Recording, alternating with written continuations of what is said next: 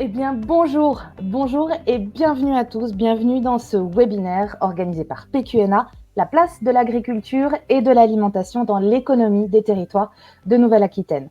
Vous le voyez, le format est particulier, mais vous allez voir, le contenu va être juste passionnant. Donc, je vous propose qu'on en sache un petit peu plus sur les trois personnes qui m'accompagnent sur l'écran. On va commencer par Karl Guénier. Bonjour Karl. Bonjour. Donc, vous êtes économiste et vous travaillez sur les enjeux économiques et sociétaux associés d'un côté au commerce international et de l'autre côté à la localisation des activités économiques, on va dire avec une spécialisation sur l'agriculture. Et d'un point de vue plus académique, vous êtes directeur de recherche première classe à l'INRA, directeur de l'UMR Smart Lereco et professeur associé à l'Université de Laval au Canada. Est-ce que c'est bon? Parfait. Impeccable. Ensuite, on a Thomas Binet. Thomas, bonjour. On en profite comme ça. Avec le micro, c'est mieux. Bonjour. Bonjour à vous. Donc, vous êtes le fondateur de Vertigolab, qui existe depuis 2011. C'est un bureau d'études qui est spécialisé en évaluation d'impact socio-économique et environnemental pour la transition écologique, agronome et économiste. Si je le vulgarise un petit peu, vous êtes capable en fait de nous sortir des données chiffrées, matérielles, indiscutables sur le poids que peut avoir une filière ou une autre sur un territoire. C'est exactement ça. Et dans l'idée, bien sûr, que ça sert à quelque chose pour orienter les politiques publiques ou les stratégies des entreprises. Petite casquette supplémentaire, vous êtes aussi agriculteur dans le Lot-et-Garonne, ce qui ne gâche rien. Ce qui ne gâche rien à mon quotidien, en tout cas à mon emploi du temps. J'imagine. Et enfin, dernier intervenant, mais non des moindres, Bruno Parmentier, bonjour. Bonjour. Donc, vous êtes auteur, conférencier, consultant, et vous êtes spécialisé bien évidemment dans les questions agricoles et alimentaires, auteur de plusieurs ouvrages, on va en citer juste quelques-uns, Nourrir l'humanité et Fin zéro aux éditions de la Découverte, et Manger tous et bien aux éditions du Seuil.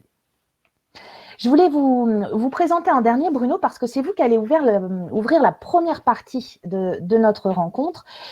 On va parler des grands enjeux économiques et environnementaux de la relocalisation de l'agriculture et de l'alimentation. Si j'essaye de la traduire, cette phrase-là, aujourd'hui, est-ce que vous pouvez nous expliquer qu'est-ce qui se joue? Quel va être le plus grand enjeu de la relocalisation de l'agriculture, c'est-à-dire d'avoir une activité agricole et alimentaire sur mon territoire? C'est quoi le plus grand enjeu à vos yeux, Monsieur Parmentier? Alors, on va essayer de prendre du recul, notamment avec cette période de confinement. Le local est à la mode. Tout le monde dit oh là là, les transports internationaux, c'est compliqué, ça pollue. Il faut tout produire sur place. Personne ne dit exactement ce que veut dire sur place. Il y en a qui disent dans les 20 km ou dans le département ou dans la région ou en France. Alors, je vais prendre un peu le contre-courant. Le Covid et le confinement, ça a été un crash test extraordinaire de la politique agricole commune européenne. Et si on veut être objectif, ce qu'on voit, c'est que notre pays, pour l'alimentation, il s'appelle l'Europe. Enfin, c'est quand même quelque chose d'assez extraordinaire. Quand on a créé l'Europe agricole, on avait faim. Je veux dire, il y avait des tickets de rationnement jusqu'au 48, etc. Et maintenant, on a augmenté. Est-ce que le Covid a été une opportunité extraordinaire de se rendre compte de la reterritorialisation et de la relocalisation de l'alimentation? Alors écoutez, non. La réalité, c'est que notre nourriture, elle est européenne. Il faut se rendre compte, par exemple, avec l'urbanisation. Bon, on mange à peu près 1 kilo d'aliments solides tous les jours. Avec les gâchis, etc., les épluchures et tout, ça fait à peu près 2 kilos. Bon, une métropole comme la région parisienne, 12 millions d'habitants, il faut faire venir 25 000 tonnes de nourriture tous les jours, l'équivalent de 1000 énormes camions. Donc, toutes les grosses villes ont besoin, pour situer en fonction de la productivité, ils ont besoin de 2 à 5 fois la superficie de la ville en bonne terre agricole autour. Donc, l'idée de dire, je prends ma camionnette et je vais chercher ma nourriture à moins de 20 km est une utopie complète. Mais en plus, ça dépend des départements. Je veux dire, la Gironde est incapable de nourrir Bordeaux. Voilà, aussi simple que ça. Alors évidemment, l'Île-de-France est incapable de nourrir Paris, c'est évident. Mais voyons-le à l'inverse. Que feraient les viticulteurs de Gironde si on leur disait « Ah ben toi, tu dois vendre à Bordeaux » ou alors les producteurs de melons de Poitiers, du Poitou, en disant ben, toi, tu dois le vendre dans le Poitou. Et même les éleveurs, puisque dans la région, les éleveurs du Massif central, tu dois vendre à Limoges. Ben, évidemment que non, ça marche dans les deux sens. La réalité, c'est que aucune région peut accéder réellement à l'autonomie alimentaire.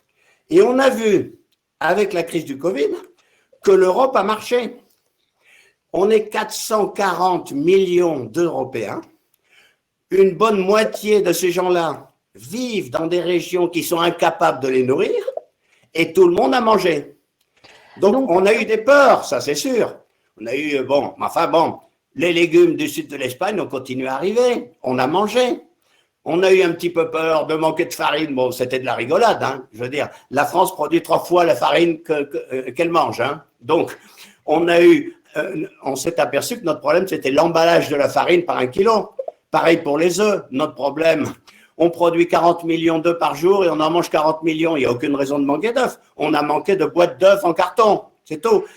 Donc, je vous interromps, Bruno. Là, vous êtes en train de nous expliquer qu'en gros, tout le courant de se dire je vais manger local, je vais manger sur mon territoire, je vais faire vivre mon territoire, c'est juste une utopie, c'est juste irréalisable. Je vous coupe la parole parce que je voudrais entendre peut-être Carl Guénier ou Thomas Binet réagir à ce postulat-là, de dire, parce que là, vous nous cassez les pattes, Bruno. Ça, vous nous cassez le moral. Carl, qu'est-ce que vous en pensez de ce propos liminaire? Non, enfin, pour préciser les éléments du débat, la France est un pays producteur de produits agricoles, d'accord. Donc on a par rapport à nos besoins, en fait, on produit plus que nos besoins, d'accord. Donc l'enjeu n'est pas tant forcément la localisation, c'est la géographie des flux des produits, d'accord. Parce qu'en fait, on a beaucoup plus de terres par rapport à nos besoins. Donc, ce qui fait que, par exemple, sur les céréales, un tiers des terres dédiées à la production de céréales est pour l'exportation. Autour des aires urbaines, 40% des surfaces agricoles sont dans des aires urbaines. D'accord. Donc, il y a déjà beaucoup de production agricole autour des villes. Donc, l'enjeu n'est pas forcément sur la relocalisation des productions agricoles, c'est sur les flux. Comment, en fait, on permet à ce que les flux répondent mieux aux attentes des consommateurs. Donc, l'enjeu, pour moi, il est là. Alors, c'est évidemment la crise du Covid, en fait, a montré que notre système marchait parce que il y a un choc très fort et les points de faiblesse ça a été sur la logistique. Il y a un problème de logistique. Donc, ce qui n'était pas propre au secteur agricole, c'était le problème de transport, de logistique. Ça a été un verrou important. L'autre verrou important, ça a été évidemment une partie de la production agricole dépend d'une manœuvre étrangère qui était plus du tout disponible. Voilà. Ça, c'était les deux grands verrous. Mais malgré ces deux verrous-là, on a continué à manger dans des grandes quantités, etc. Donc, on a un système quand même en France qui est quand même très, très, très résilient.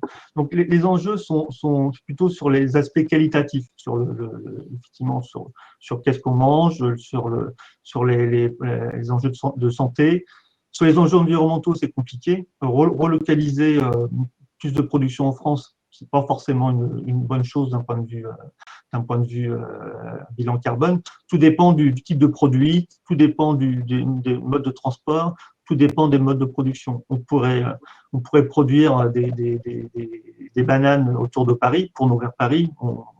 Technologiquement, on l'a, mais à un coût énergétique qui serait très, très élevé. Donc, des fois, certains produits, vaut mieux les importer dans des pays où les modes de production sont très respectueux de l'environnement. Voilà. Donc, il y a des enjeux globaux et après, effectivement, il y a un regard en moyenne, mais après, il faut regarder produit par produit et par rapport aux attentes des consommateurs où là, l'image peut changer. Donc, c'est un peu plus compliqué.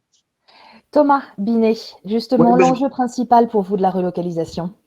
moi, je rejoins un peu Bruno sur le fait que on a cherché depuis 30 ans à spécialiser notre agriculture et à développer les exportations.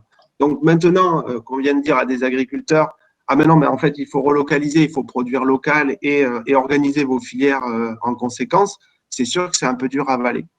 Pour autant, je pense qu'il y a un gisement socio-économique et environnemental majeur à chercher à relocaliser une partie de la production.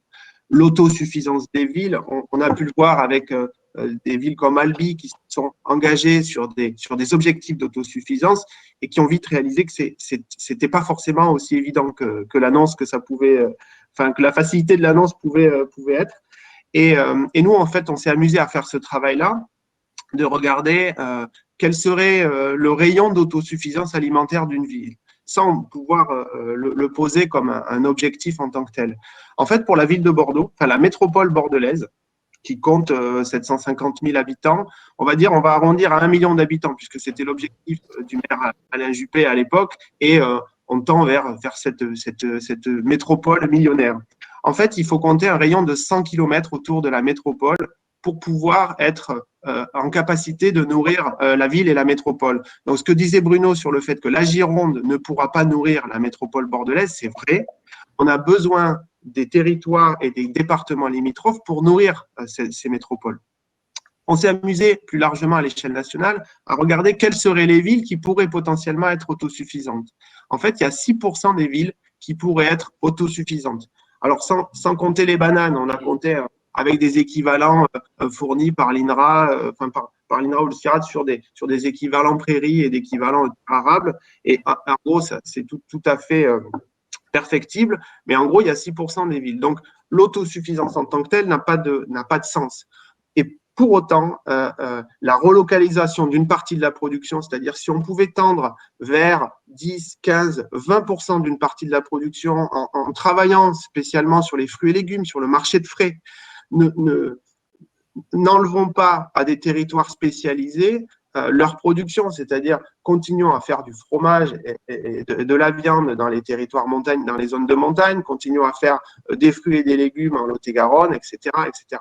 Et donc, il y a plusieurs territoires, il y a plusieurs phases de résilience qui sont à construire, avec de la résilience de frais, sur lequel on peut travailler à générer plus de retombées socio-économiques aussi, à s'approvisionner localement, et travailler sur ces démarches-là. Il y a un gros chemin à faire, quoi. Quand on sait que, en gros, la métropole bordelaise et ses agriculteurs, la petite ceinture d'agriculteurs dans la métropole, elle est en capacité de fournir 7 jours d'autosuffisance alimentaire à la ville de Bordeaux par an. Ça veut dire que le 8 janvier, la métropole mange à crédit, en gros. Ok, je vous arrête sur cet exemple-là. Là, on a bien compris que le but ultime, le rêve ultime de l'autosuffisance, voilà, c'était pas pour tout de suite et surtout, ça ne pouvait pas concerner tous les territoires. Est-ce que du coup, Bruno Parmentier, est-ce qu'il faut voir différemment, voir l'intérêt de la relocalisation de l'alimentation, de le voir ailleurs que d'un point de vue juste de la simple autosuffisance? Qu'est-ce que ça peut apporter d'autre? Alors, d'abord, la recherche possible de l'autosuffisance, c'est des produits très précis, c'est des produits frais. Voilà. Il n'y aura jamais le riz. Hein. Bon, on a parlé des bananes, etc. Mais il faut se rendre compte que les produits frais, bruts qu'on achète, c'est à peine 20 ou 25% de nos dépenses alimentaires. Tout le reste, les conserves, les surgelés, les plats cuisinés, même le pain, etc., c'est des produits travaillés. Et là, on rajoute une deuxième difficulté.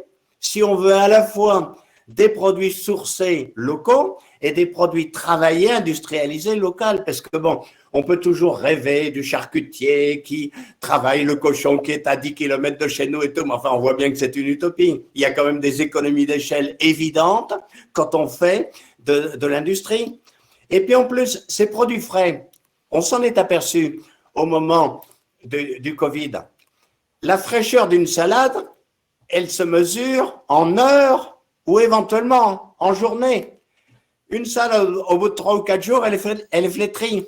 Autrement dit, par exemple, si pendant le Covid, on fait ses courses une fois par semaine, il est parfaitement légitime de manger des produits frais les 3 premiers jours et des conserves et des surgelés les 4 autres jours, parce que les surgelés et les conserves, finalement, sont plus frais que le frais, parce que eux, ils ont été travaillés 2 ou 3 heures après la récolte. Donc, cette idée de dire je vais me nourrir que de produits frais locaux est compliquée, sauf pour les cantines. Parce que là, les cantines, c'est quand même pas négligeable. C'est des achats considérables.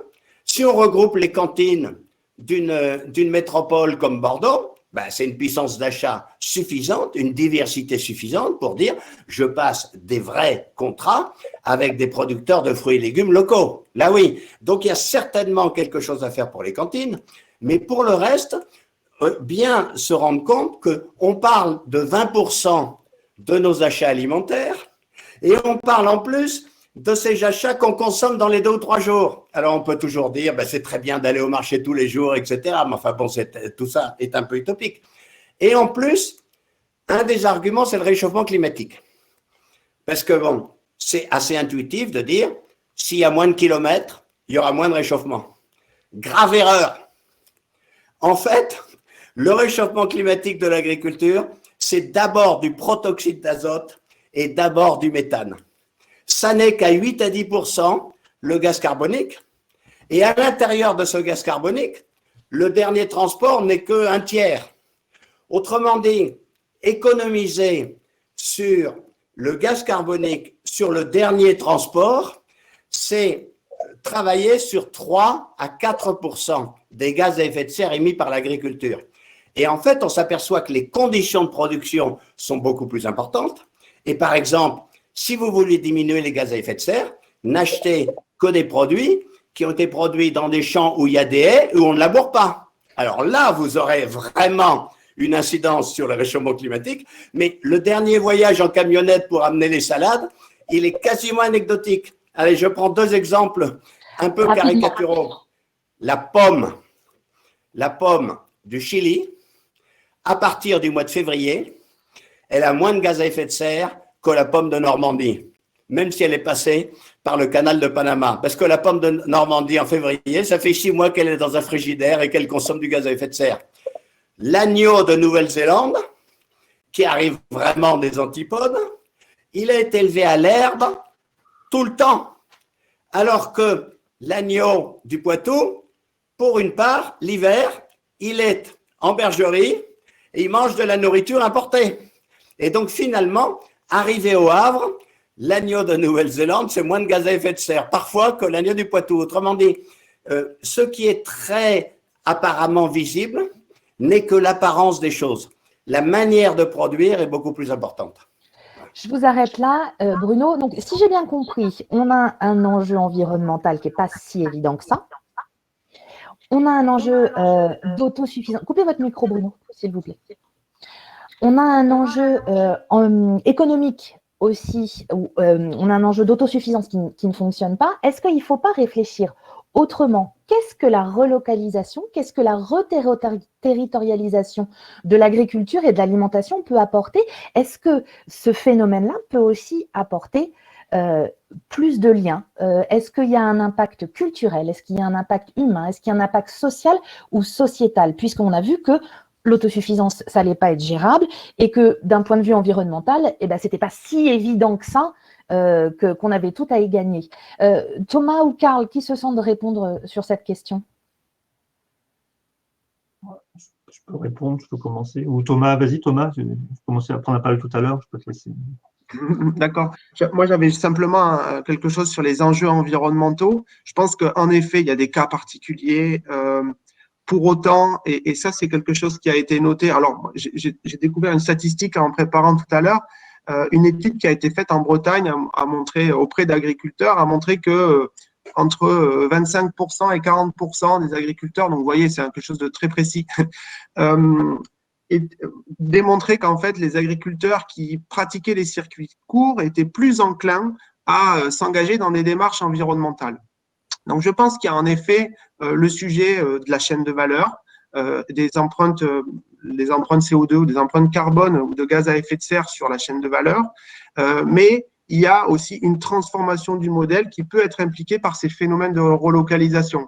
Parce que je pense qu'une des difficultés de l'agriculture, c'est que l'agriculteur ne voit pas son consommateur. Voilà. Et donc, la chaîne de valeur étant suffisamment longue, peu importe en fait la façon dont c'est produit, et c'est ce qu'on peut voir si on se promène dans un mine à 4 heures du matin, en fait, il n'y a pas de marque environnementale. Ou alors, il y a le bio, il y a le non bio, mais au-delà de ça, en fait, il n'y a pas de spécificité. Ça reste de la matière première donc qui gagne le cœur des villes.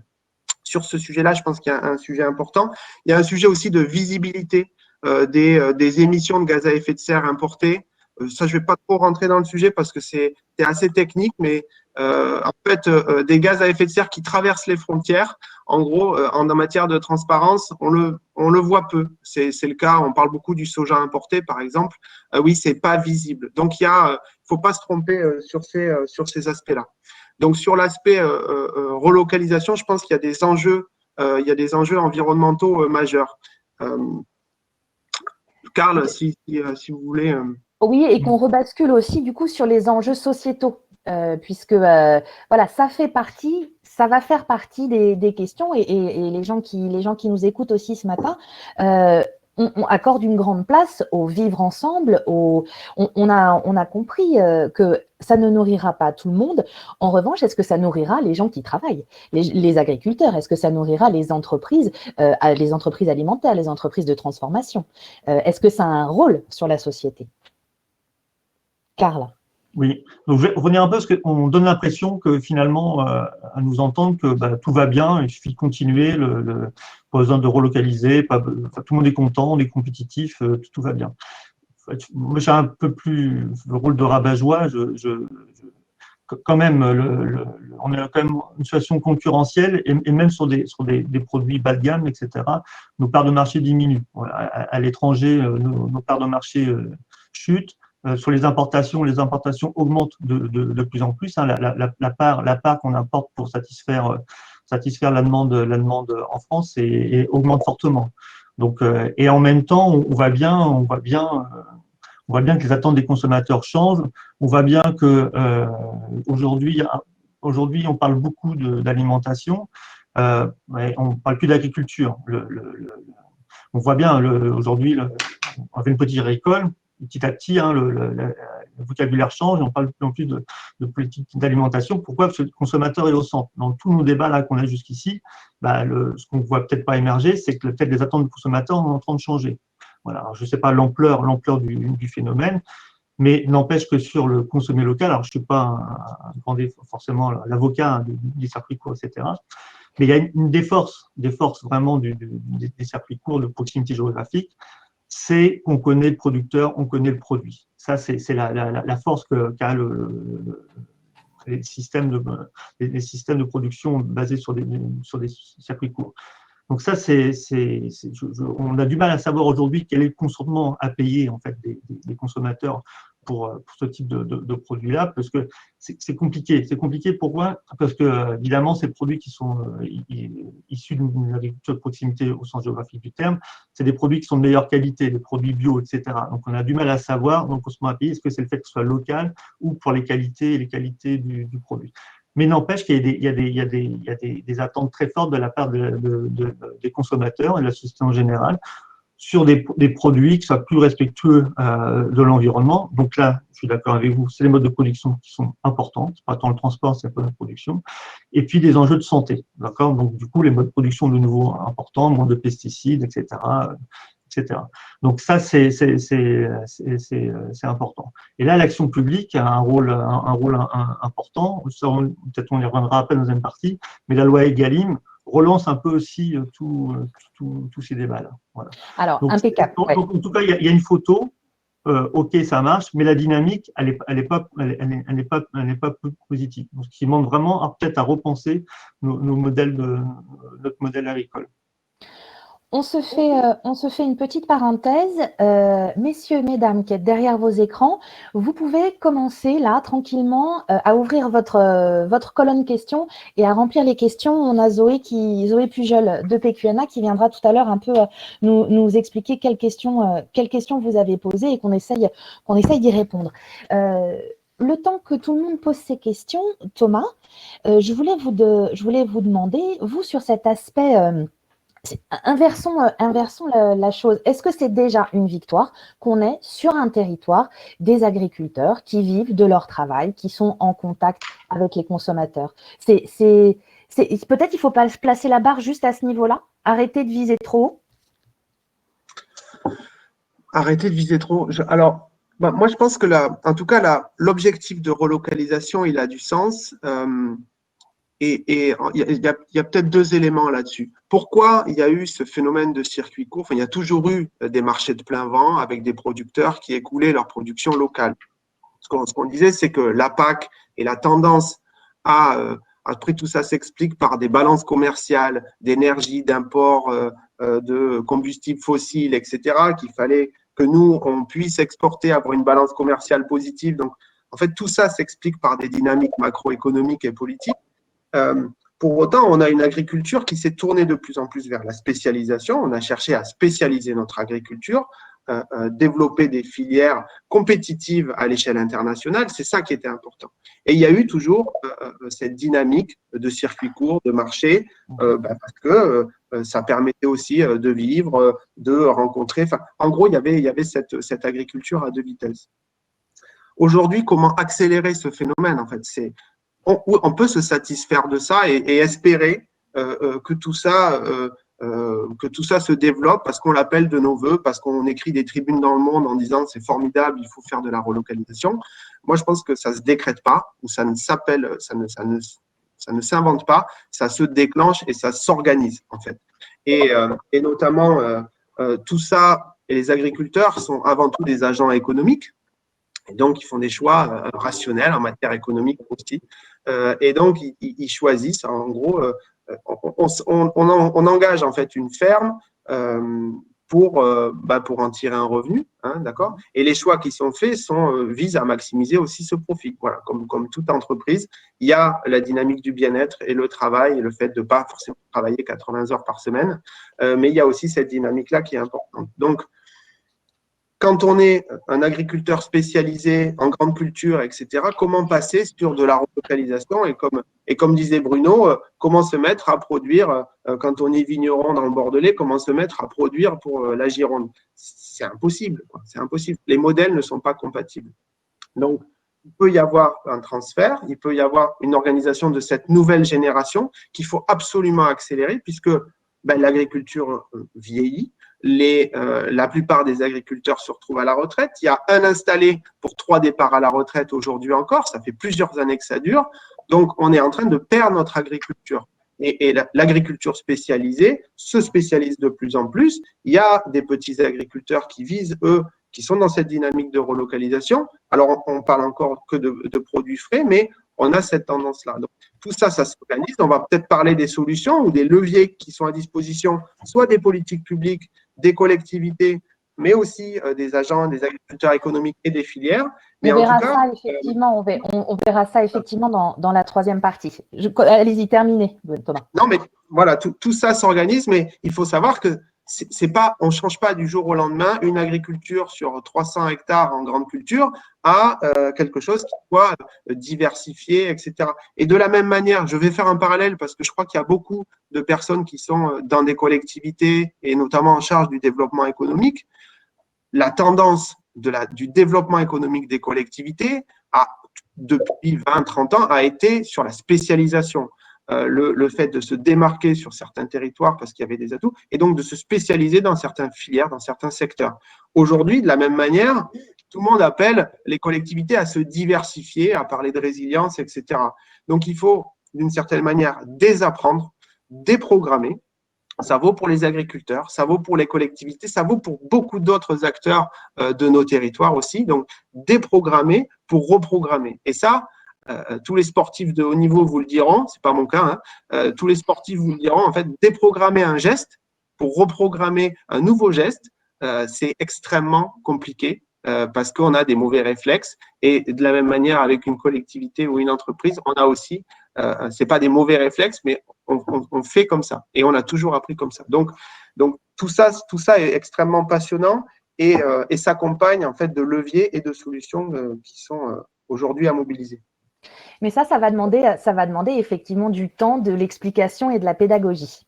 On le verra notamment dans la troisième partie de notre rencontre.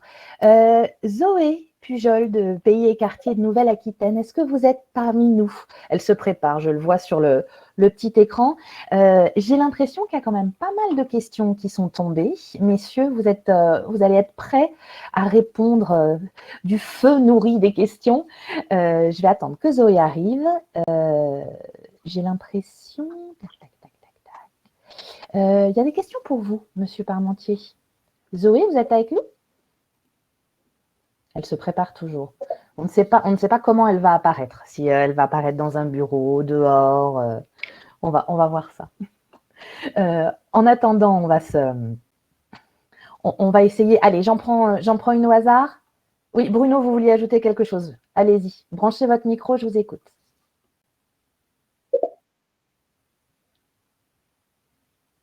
Allez-y encore. Réappuyez sur votre micro, Bruno. Oui. Voilà, super. Non. Encore. Oui. Veuillez m'excuser. Bon. Alors, il faut quand même garder en mémoire le passé. En France, partout où on pouvait faire du blé, on faisait du blé, puisque ce qu'on mangeait, c'est du pain. Je parle de avant Parmentier, quand il n'y avait pas les pommes de terre, hein, il y avait du pain. Bon.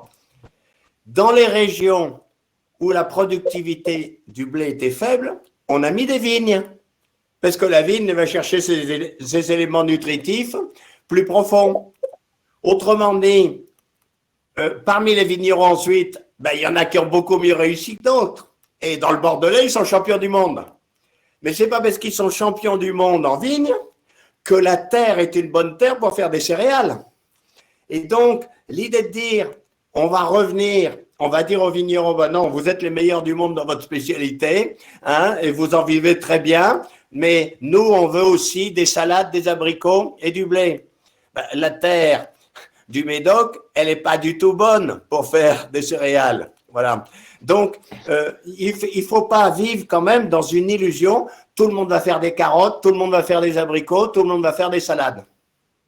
Donc là, vous êtes en train, en fait, de nous poser la question et de nous interroger sur de quelle échelle on parle. Quand on parle de l'échelle locale, en gros, de quoi on parle? Est-ce qu'on parle de 10 km, de 20 km? Est-ce qu'on parle d'un pays? Est-ce qu'on parle d'un continent? Et à ce titre-là, il y a notamment une question alors j'espère que je n'écorche pas votre nom de famille, Claire Gittinger, ou Gittinger. Pensez-vous que la nouvelle PAC pourra permettre la construction d'une telle dynamique, c'est-à-dire d'une relocalisation?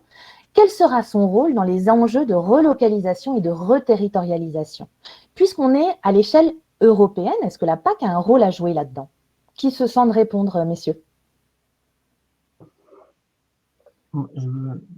Allez, Karl, c'est parti. Non, la nouvelle PAC, elle n'a pas un enjeu comme objectif la relocalisation. Elle est vraiment ce qui, du moins dans ce qui se dessine, hein, c'est plutôt sur les pratiques. Hein. On revient toujours sur les pratiques agricoles, sur le modèle de production. Mais elle n'est pas du tout sur la relocalisation. Au contraire, en fait, ça rejoint un peu ce que disait Thomas, c'est que en fait là aujourd'hui, les agriculteurs, en fait, leur incitation qu'ils ont aujourd'hui, un décalage complet entre les incitations qu'ils reçoivent et puis le discours ambiant. Et effectivement, l'agriculture, en fait, s'est beaucoup développée sur en premier temps sur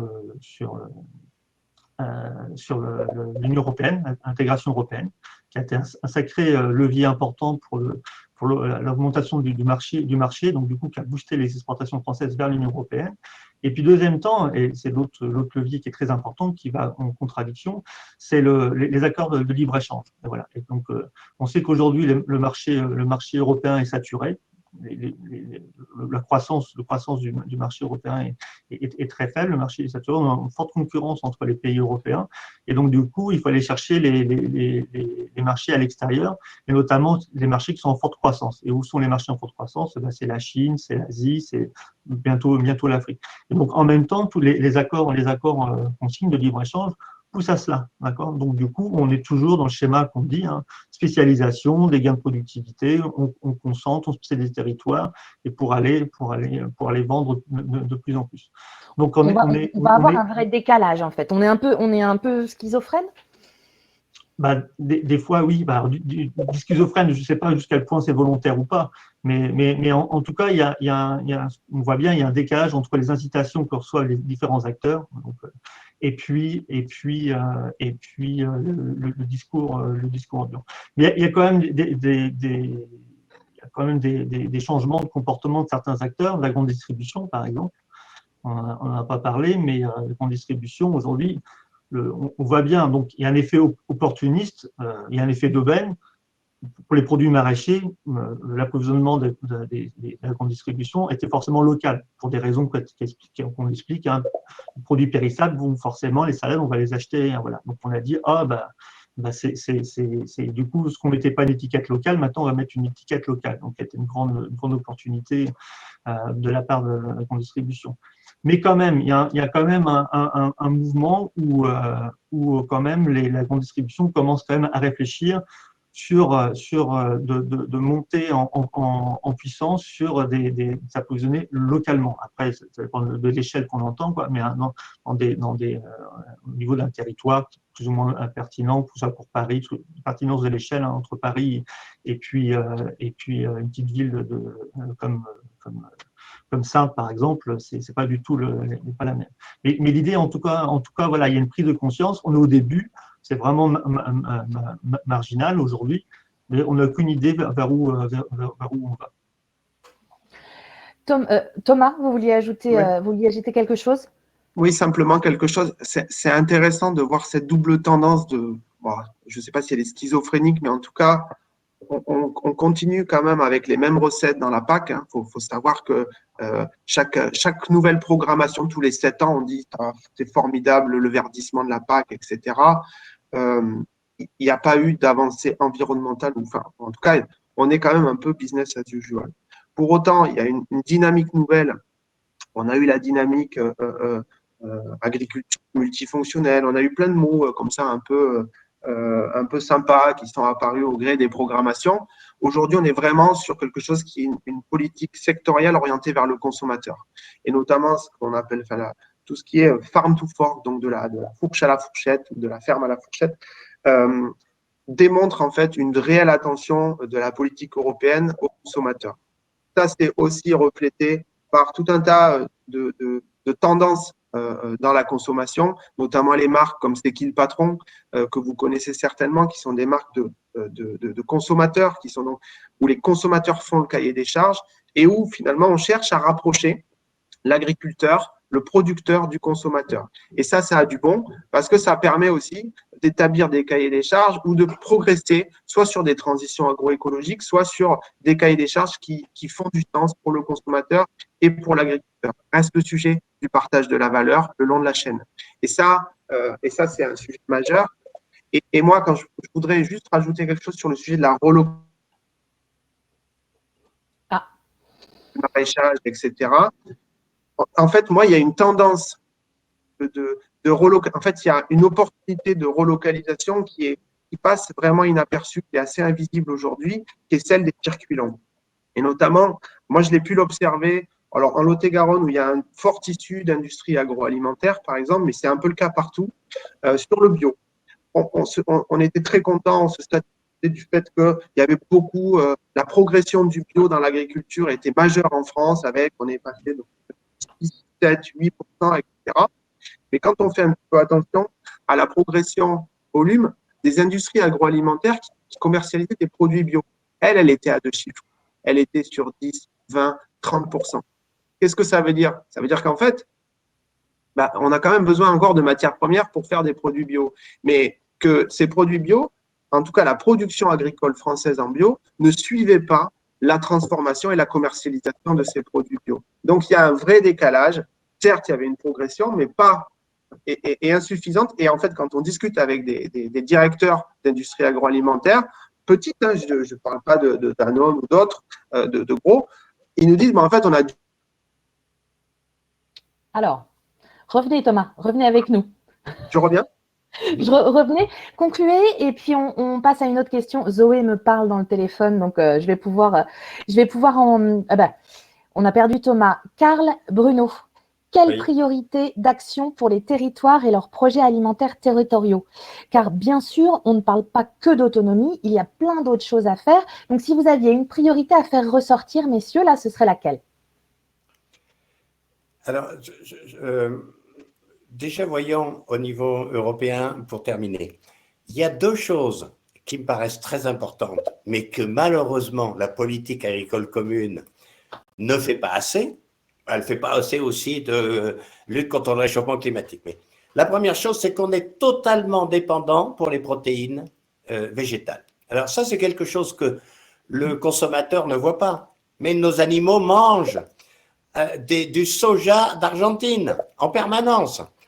Et ce n'était pas du tout le cas il y a 30 ans. Il y a 30 ans, il y avait des champs de luzerne, il y avait des champs, etc., de protéines et de légumineuses un peu partout. Et on a décidé, quelque part, on a fait un accord transatlantique, on a dit, nos protéines, elles viennent d'Amérique du Nord et d'Amérique du Sud. Et on a vu quand même qu'on l'a échappé belle.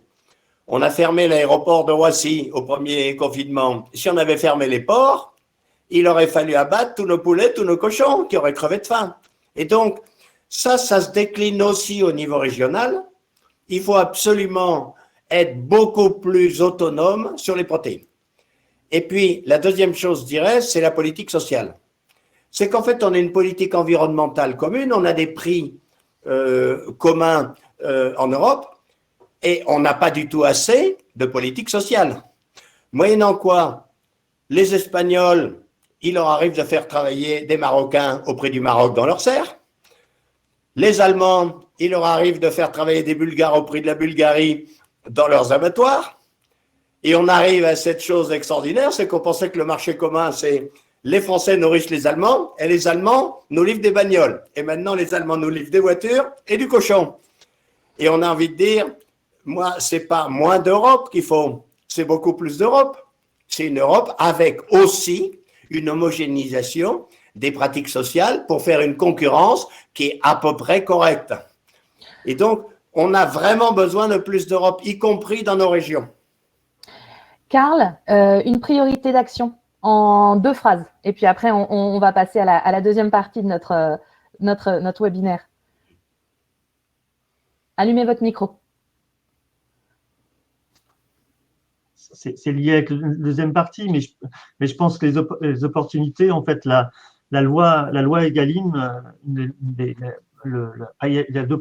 il y en a deux, mais je pense que la loi Egalim propose des opportunités qui sont intéressantes, parce qu'avec le 50% de produits de qualité, dont 20% bio dans les cantines, ça peut être une opportunité, ça, je pense qu'on en parlera après. Et puis l'autre opportunité, en fait, c'est ce qui a été un peu évoqué par Thomas, c'est que 45% des agriculteurs vont partir à la retraite d'ici moins de 10 ans. Donc là c'est un changement majeur.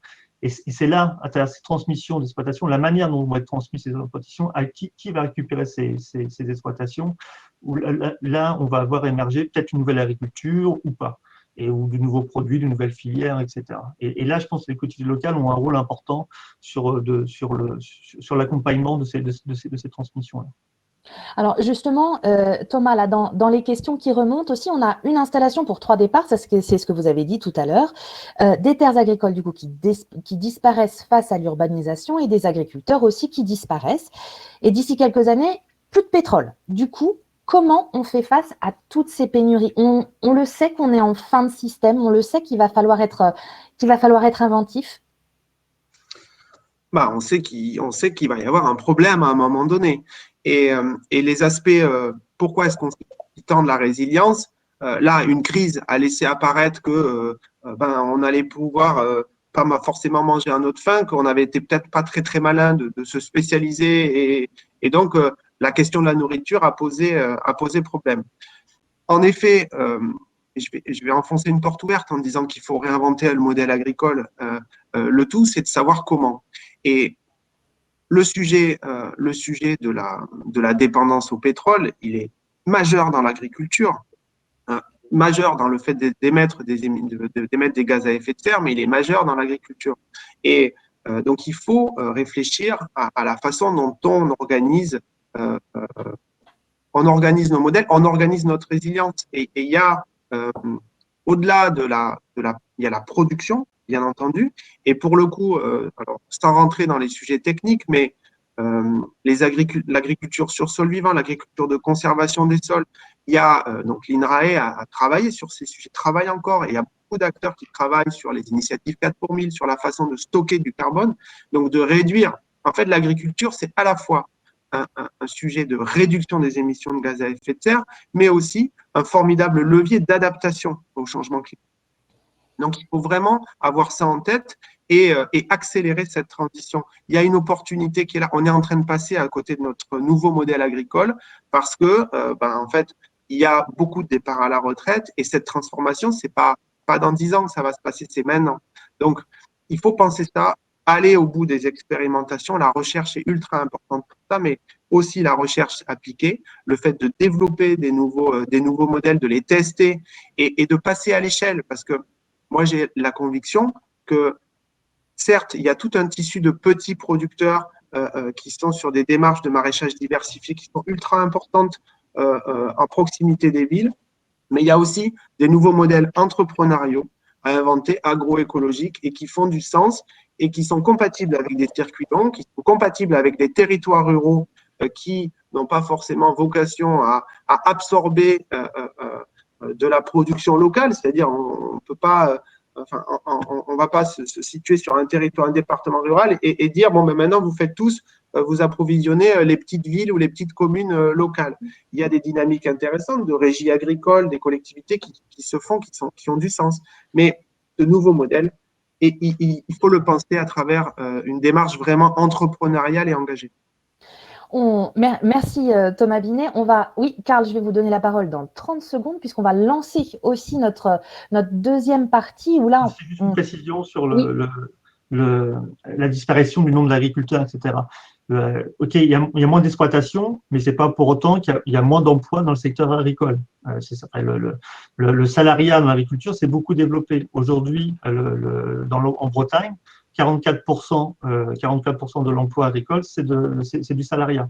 D'accord ? Donc, il y a moins d'exploitation, mais en même temps, il y a une montée de l'activité salariée. C'était juste pour préciser cela. Voilà. Et là-dessus, relativisons. Depuis la guerre, on est passé de 8 millions d'agriculteurs à 500 000. Donc, ce n'est pas d'aujourd'hui. Donc, on risque de passer à 300 000. C'est vrai, c'est très regrettable. Mais enfin, respirons un grand coup. On en a éjecté 7 500 000 déjà. Hein. Voilà. Enfin, ça s'accélère quand même, puisque en 10 ans là, on est passé, je crois, de 3,9% de la population en agriculture à 1,7%. J'ai vu ces chiffres-là, c'est l'INSEE qui a sorti ça hier ou avant-hier. C'est assez majeur. Donc, il y a une accélération de cette tendance-là. Et ce que je veux dire, c'est que nous, on pense que la concentration capitalistique, c'est-à-dire que, OK, il y a moins d'agriculteurs, mais on a des plus gros tracteurs. Du coup, tout va bien. Finalement, on arrivera quand même à cultiver ces terres-là. Oui, ça vaut le coup dans les grandes cultures sur des productions céréalières. Mais ce que je veux dire, ce que j'ai observé, moi, dans la viticulture, dans le maraîchage, dans beaucoup de filières à valeur ajoutée, l'arboriculture, etc., il y a de la concentration, certes, de certaines exploitations, mais c'est extrêmement difficile pour certains agriculteurs de passer le pas du salariat, d'embaucher plus, etc., et de passer à un modèle plus capitalistique ou en tout cas d'avoir Donc, on n'aura pas cette élasticité des fermes qui viendra combler les déficits les déficits de chefs d'exploitation. Donc, il faut arrêter de penser qu'on a quelque chose d'extensif. Bon, j'arrête. Juste une phrase pour réinsister, parce que ça a été sans insister, puisqu'il y a beaucoup de gens de collectivités locales. La moitié de la superficie agricole française va changer d'exploitants agricoles dans les 10 ans qui viennent. Et donc, ça, c'est quand même un levier pour les collectivités locales. Qui va s'installer ? Avec quel modèle économique et surtout quel modèle agronomique. Là, je pense qu'il y a vraiment une implication pour les collectivités locales. Vous êtes Bruno Parmentier, vous êtes parfait, vous me faites la transition avec la partie suivante.